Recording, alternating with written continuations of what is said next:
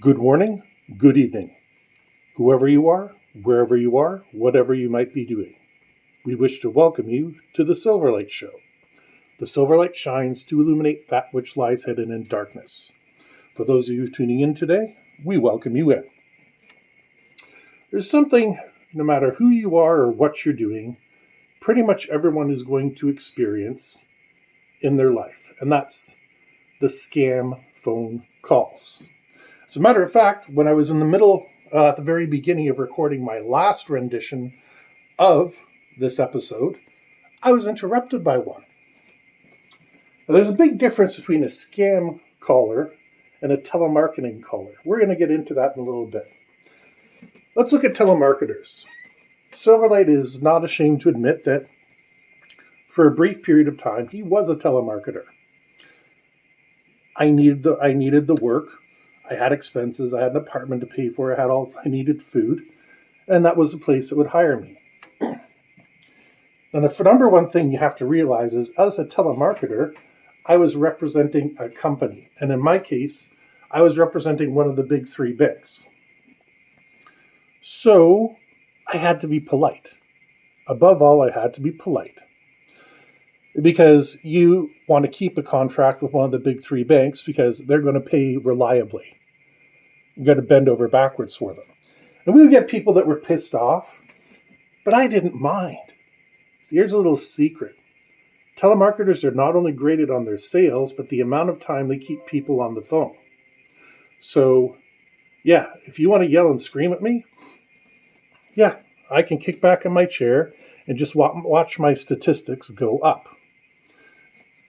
And if by chance my boss happens to be listening in, then he can say, "Oh, you handled that aggressive person very well." But please note, professional telemarketers have to be polite. They can be insistent on a sale, and believe me, they are rewarded for sales. We used to do a competition, and whoever racked up the most sales in a given 2-hour period, the boss would come down and take over your station for, I think it was 20 minutes while you had an additional break, and whatever sales they could make would be counted towards your daily total. And they looked at that for your promotions and raises, and I was actually trying to become one of the technicians in the company because the software was pretty fun to understand, and I was just learning it for the sake of it. That's a telemarketing call. Yeah, we don't like them, but they're the duck cleaning people. And it's okay to have a little bit of fun with them. As my father does with the duck cleaning people. Nope, no ducks right now. They're usually here in the spring. We might see them in the fall. He does this little old man voice, and they have a little chuckle and, go on your merry way. Scam phone calls, on the other hand, they are a different breed. I had one yesterday.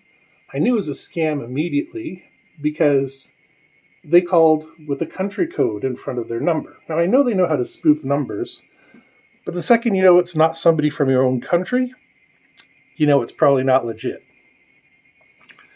But I picked up anyways, solely for the purpose to tell them that I wanted them to please take my name off their list. And that's what I did. I picked up and politely said, let the person say hello, hello, can you please take my name off your list? Then they started to get annoyed. Oh, we're calling because you signed up for blah, blah, blah, whatever it was I've never signed up for in my entire life. And I explained my request again. Please, under Canadian law, you are required to remove my name from your list upon request. And he just lost it. He started screaming at me. I have no idea what he was saying because he had an accent. He was going strong and fast, and he was just shouting for the sake of shouting. And I'm like, there's nothing wrong with what I'm doing, but under Canadian law, you are required to do blah, blah, blah. He screams a little bit more, and he hangs up the phone on me. I got a phone call. The phone call then interrupted this episode earlier today.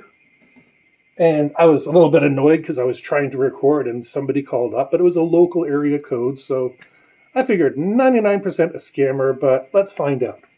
So we started the phone call, and it was supposedly from one of the credit card companies. And I do have a credit card um, that has some questions. It wasn't this particular credit card.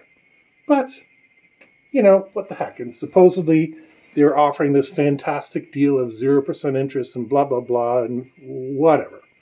So again, I intended to just tell them, please take my name off your list. I only do business by, email or in person. But I didn't get that far with this person. On the bright side, they were not as rude. They just were not understanding the language. They spoke it perfectly well. They didn't understand it. They said, hello. They didn't identify where they were calling from. They just said, hello, how are you? Or I think, how are you today? Doesn't really matter. I said, oh, fine. Just like the way I talked to you. Oh, fine. He says, oh, how are you today, sir? I said, I already answered that. Fine. And they hung up on me. I thought I was being aggressive. I can understand that, but I'm just answering the question, saying I'm the same as I was a couple seconds ago. This is the thing. The scammers are allowed to be aggressive. Like I said, I'm going to call what telemarketers do insistent, because, like I said, they're based off the time they can keep people on the phone. Because the longer you speak to somebody, the more interested they're likely to be. Whereas a scammer is just there for a quick sale. But scammers are just getting downright rude, and it used to be that they were not allowed to be rude, and now they've decided, forget it, we're not making a sale with these people. I might as well say what the heck I want. On the other hand, you have to feel a little bit sorry for scammers. Because these are people, probably much like Silverlight, who took a job, not because I liked the job, but because I had to put food on my plate. And judging by the fact that we know they spoof numbers, they could be winding up talking to anybody. That guy who shot people up in Nova Scotia yesterday, they could wind up talking to him on the phone. Or they could wind up talking to me, who knows his legal rights and is just, when I'm in the mood to play, I'm going to play. When I'm not in the mood to play, I'm going to get rid of you. We can be sympathetic towards them, but the same token, we do have the right not to be subjected to abuse. And yeah, how to even begin to explain this next part? Let's pretend for a moment that the people who are calling us are not in our country, or any country that would fall under reciprocal treaties as defined by the World Trade Organization. And they're using that so that way they can get around using robodialers and not being on the Canadian no-call list, which, is a complete and utter load of crap. But let's assume that's who these people are. And the only way they know how to make money, because it's hard to make money. Like, my wife and I had a little bit of a tiff because of the watermelons that she bought. And I insisted that they were overripe, and she insisted, no, they aren't. And she said she used to sell watermelons in her home country. And I said, that's why you're here, trying to do better things. But, it was a joke. She understood it. And by the way, the watermelon was overripe. But these telemarketers, being as charitable as I possibly can, to them, it's other people they're scamming. They're not taking down their friends, their family, their tribe, whatever system of organization they might be living under. They're really taking money from invisible faces, and probably it's not even them who takes the money. I remember for me, it was the telemarketer. I could not officially make the sale. I could get you to the point of the sale, but then we had to bring over somebody who was legally allowed to make the sale because we were dealing with an insurance product.